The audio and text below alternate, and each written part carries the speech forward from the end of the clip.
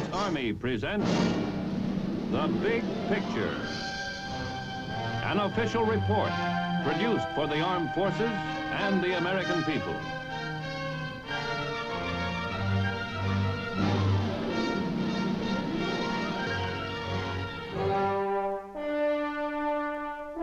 The first people to arrive in what is now Salt Lake City in Utah came the hard way, over heat-baked prairies and nearly impassable mountain ranges.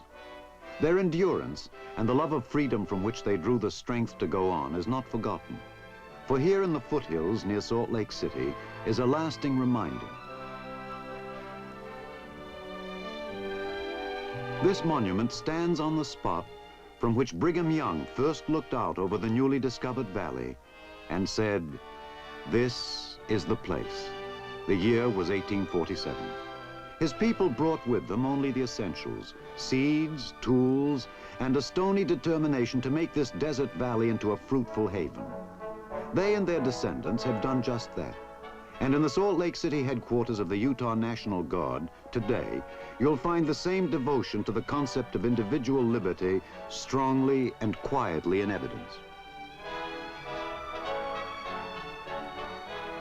This is the home of the 19th Special Forces Group, 1st Special Forces. It is a crack unit of the Utah National Guard, and its mission is expressed in a brief motto: De oppresso liber, the mission of every Special Forces unit: to liberate from oppression. The motto is a statement not only of intent, but of capability. For the men of the Special Forces are unquestionably among the most highly able in the profession of arms today. The shoulder patch is appropriate in detail. An arrowhead background recalling the silent and deadly Indian warriors of our own West, and on it a dagger with 3 flashes of lightning, swift, unconventional striking power by land, sea, or air. The National Guardsmen wear this patch proudly, and they take their mission seriously. They are without exception dedicated men, giving far more than the required time to training and other National Guard activities. The men of this United States Army group truly fit the description citizen soldiers. Some are executives, some farmers, some mechanics, but all are outdoorsmen, hunters, mountaineers. Every man is airborne qualified, a prerequisite for Special Forces. There are other requirements as well, many of them. For instance, communications specialists must be able to send and receive 18 words per minute in Morse code, and may be called on to build a transmitter from parts available. Every man must be able to send and receive at least 5 words per minute, and to set up and operate the radio equipment.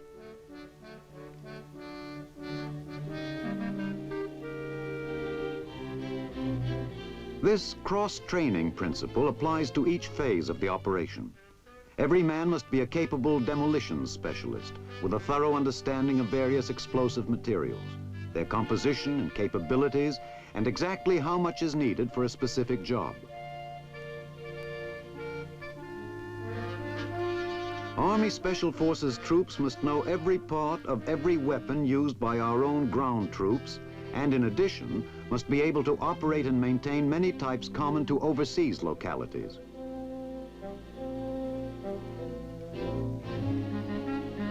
The Special Forces medic is trained and equipped to perform minor surgery and even basic dental work.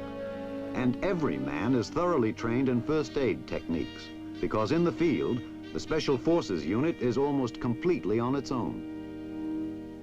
Under top-level instruction, each man learns to make of his own body and bare hands a deadly weapon.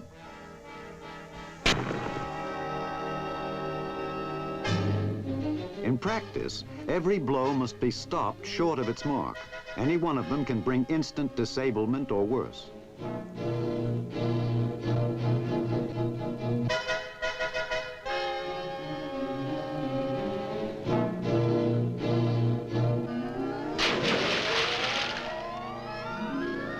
Underwater demolitions is yet another phase of the intensive training program followed by Special Forces. Each man must learn to be at home under the water and familiar with all devices which allow him to work in this hostile environment.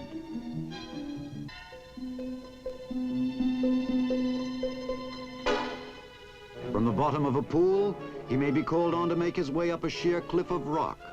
And the rugged Wasatch Mountains, which surround Salt Lake City, provide an ideal training ground for the mountain climbing phase of Special Forces training.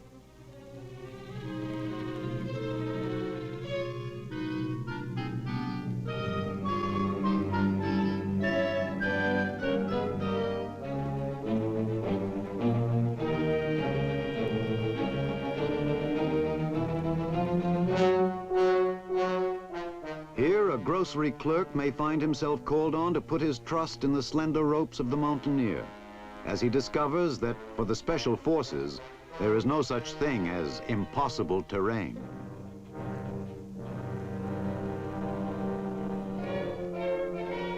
The thing that makes this unit truly unique is its use of the modern hunting bow as a weapon of unconventional warfare.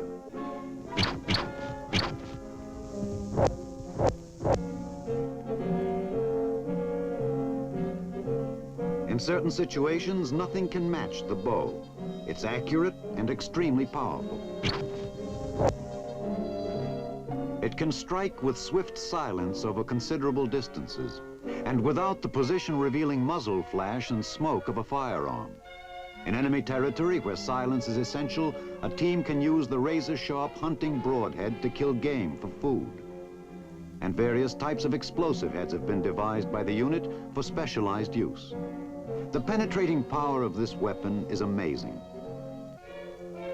For instance, take standard infantry small arms to the range. For a target, set up a cardboard carton and fill it with earth. Partitions inside will show the depth of penetration by each weapon. The stage is now set for a rather surprising demonstration. First, the .45 caliber automatic.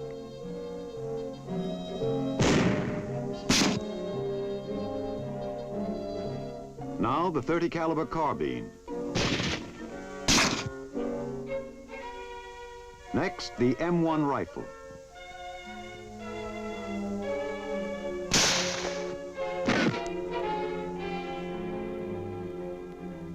All three weapons pierced the first partition, as you'd expect. Only the M1 penetrated the second, the carbine slug merely denting it. None of these standard infantry firearms penetrated the full depth of the earth-filled target. Now, watch closely.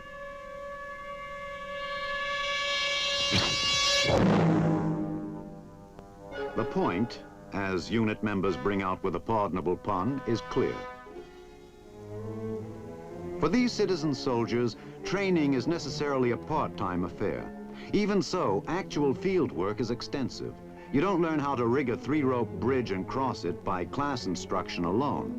As one instructor puts it, theory is important, but without practice, it's only talk. Each man willingly gives more time than is strictly required, because each one knows that in this line of work, anything short of total preparation for any eventuality will not suffice. This line of work means guerrilla warfare.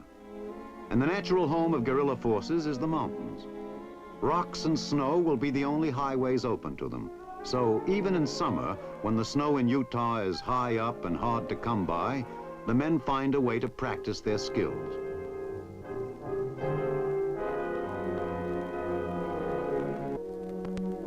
In winter, there will also be intensified training on skis and snowshoes.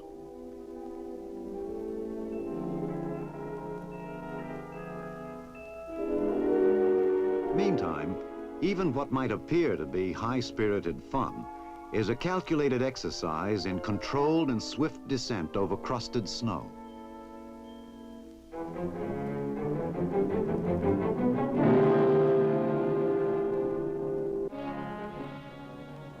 Rugged tests of all these skills are frequent. Here, in a highly detailed and realistic briefing, an operational team gets the word. They will make a night airdrop deep inside enemy territory, rendezvous with friendly civilians for further briefing, and then make a 2-day trek across nearly impassable terrain to their objective. The target, a simulated enemy communications relay station. This they must totally destroy without being seen or leaving any clue as to their identity.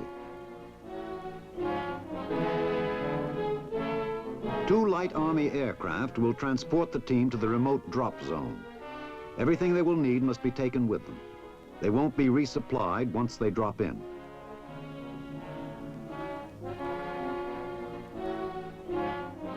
Weapons and ammunition. Demolitions which have already been tested on materials equivalent to their objective. The standard tools of the trade. The silent and deadly bows go along too. All the items they'll need, but not 1 ounce of anything else. No man carries identification. On schedule, they take off at dusk. A handful of men and 2 light planes. But a formidable airborne invasion in the making all the same.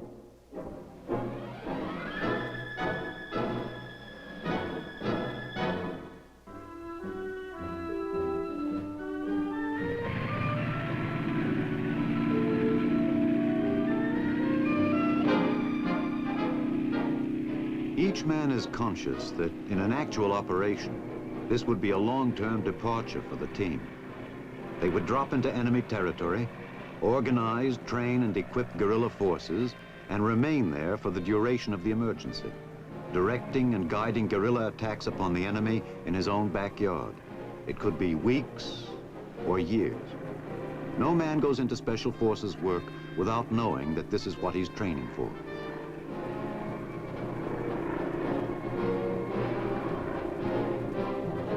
Far ahead, in a remote valley ringed by mountains, friendly guerrillas are already awaiting the airdrop.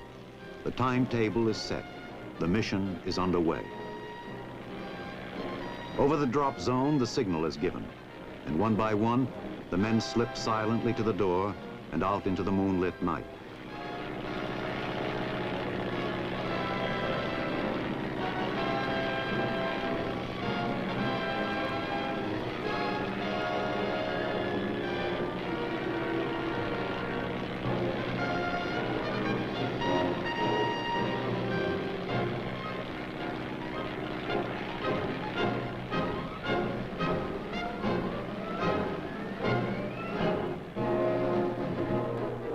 The drop zone is in an isolated area, clear of any probable enemy observation, and the darkness gives added security. Nevertheless, no time can be lost in getting the big canopies collapsed and the team reassembled. A slight wind has scattered the landing somewhat, one of the unforeseeable complications common to night landings on unfamiliar terrain.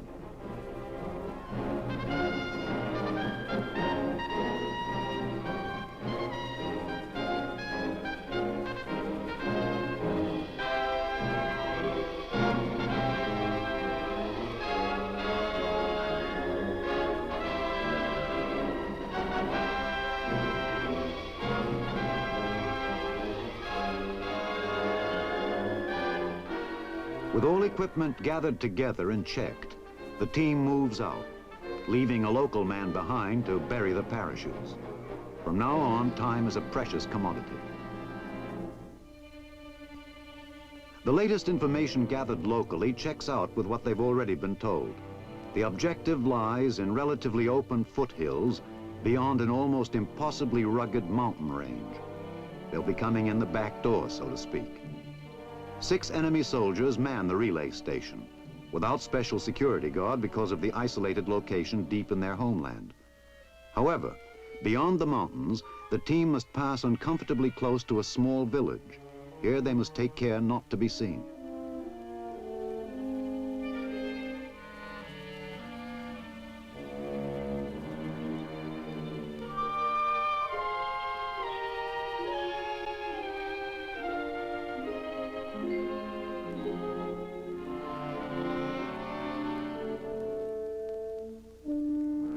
Within half an hour of the airdrop, the team is on its way.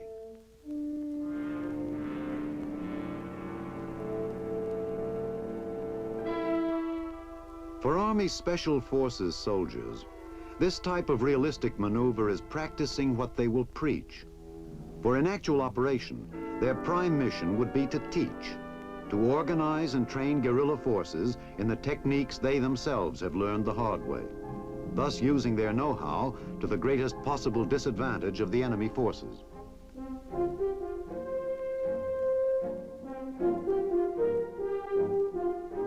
By midday, the team is getting into high country, and the terrain gives the men ample opportunity to use the techniques they've learned in training sessions.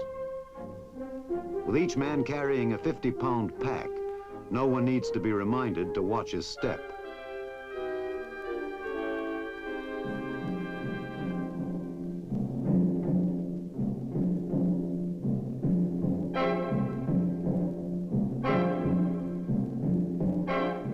The schedule calls for them to reach the top by the end of this first day.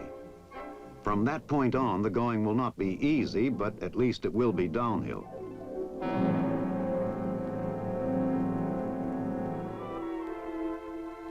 That night, in a concealed pocket of the high pass, a cold camp is made. No fire can be lit while in the objective area, but a few hours of rest is necessary before tomorrow's descent into the enemy's backyard. The men will not rest again until the mission is accomplished.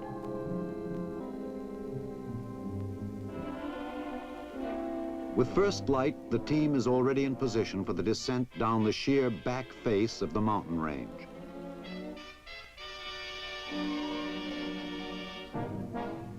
The approach route is risky, but deliberately chosen.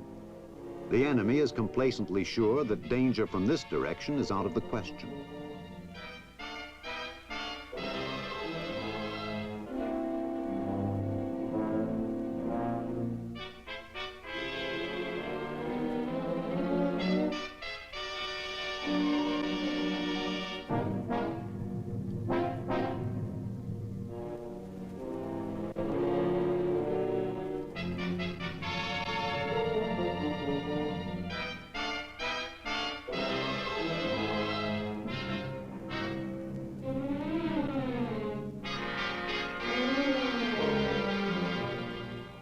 The team hopes to return through this same impassable back door, so they take pains to leave no sign of their passing, keeping to rocky ground and stream beds.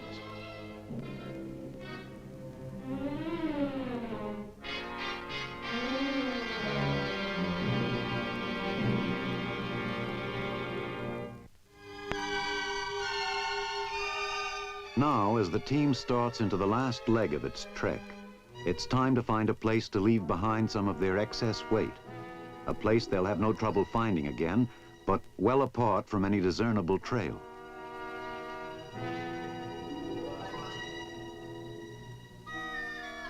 Every ounce of equipment not needed for the actual destruction of the objective will be hidden, to be picked up again when the mission is accomplished.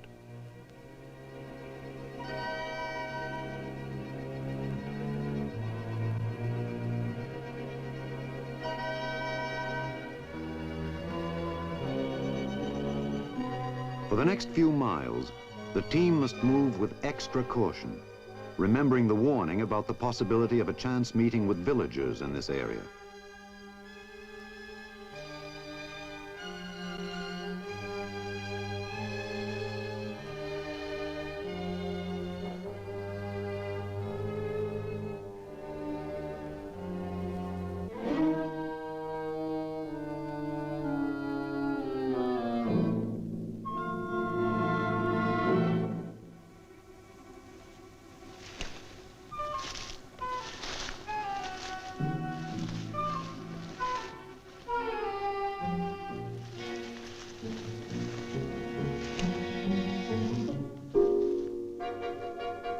The team's presence here must remain unknown. If discovered, they would have to strike silently and leave no trace behind. Happily for all concerned, the villagers pay more attention to their footing than to the trees and bushes beside the trail.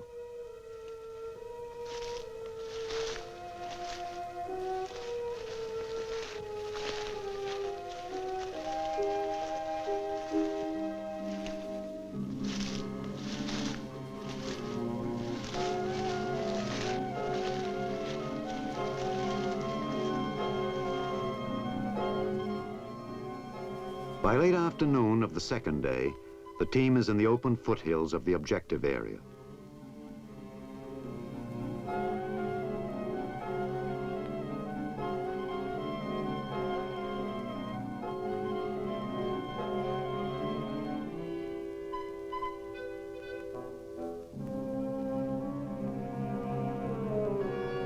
There it is, exactly as it looked in the briefing officer's photographs back at headquarters.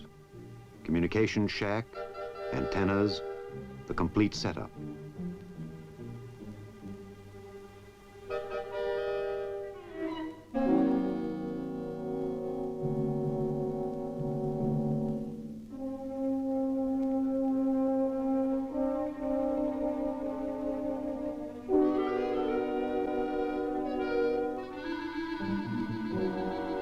Much patient work still remains for the team before the actual strike can take place in the hours after midnight.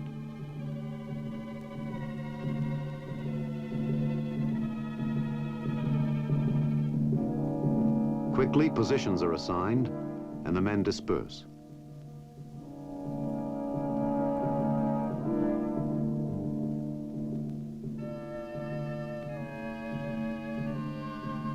Through the long afternoon, no unusual sound breaks the quiet which surrounds the remote relay station. But with the motionless patience of experienced hunters, the team members are positioned to watch everything that goes on. Each move the enemy makes is mentally checked against the information received in prior intelligence reports. Nothing can be left to chance.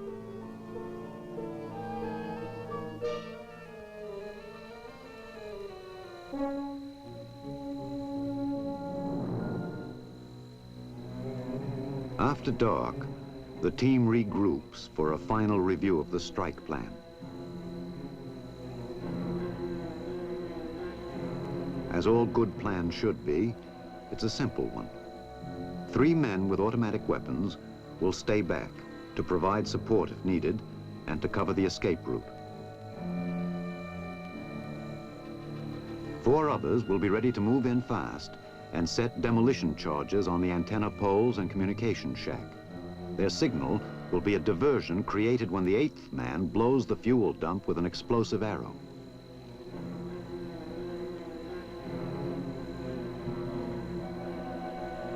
They've rehearsed the action a dozen times over similar terrain. Now, for them and for the enemy installation, the time is growing short.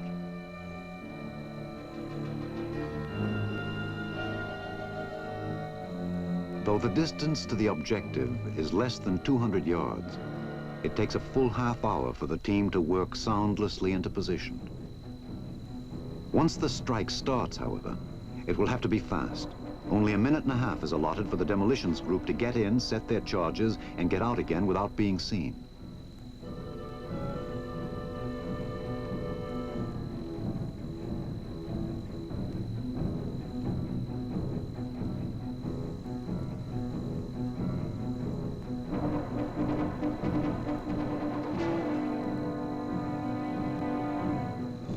The enemy soldier is helpfully punctual, right on schedule for the periodic refueling of the relay station's gasoline generator, and completely unaware that his movements are now part of quite another schedule.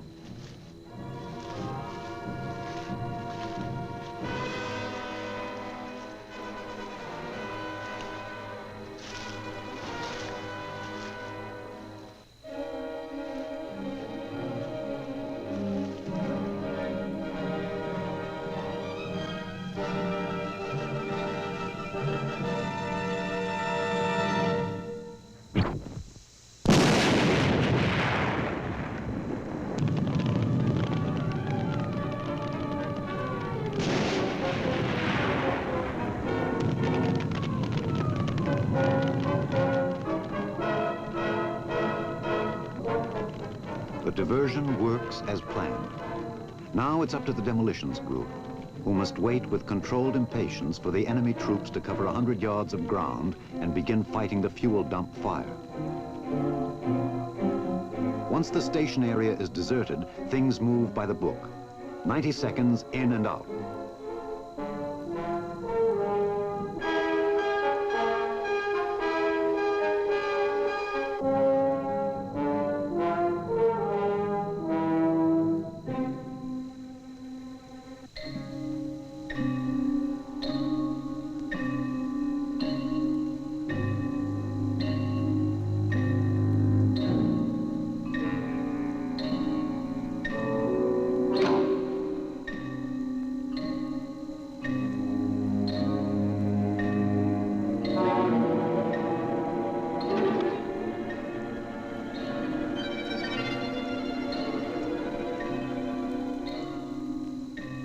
Knowing the sounds of their movement will be drowned out by the roar of flames at the fuel dump, the team covers ground. With 40-second timers on the demolitions, before the enemy crew can think to come back and report the mysterious fire, there'll be no equipment to send a message with.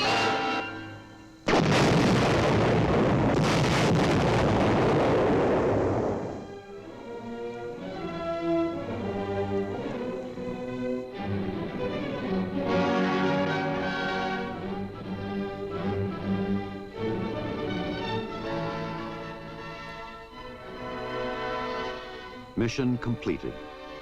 They were not seen, and they left no clue as to who they were or how they came and went.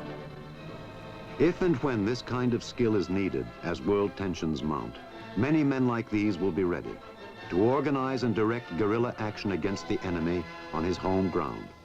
Wherever men long for freedom and are willing to fight for it, the Army's Special Forces are prepared to go in pursuit of the goal they've chosen as a motto: to liberate from oppression.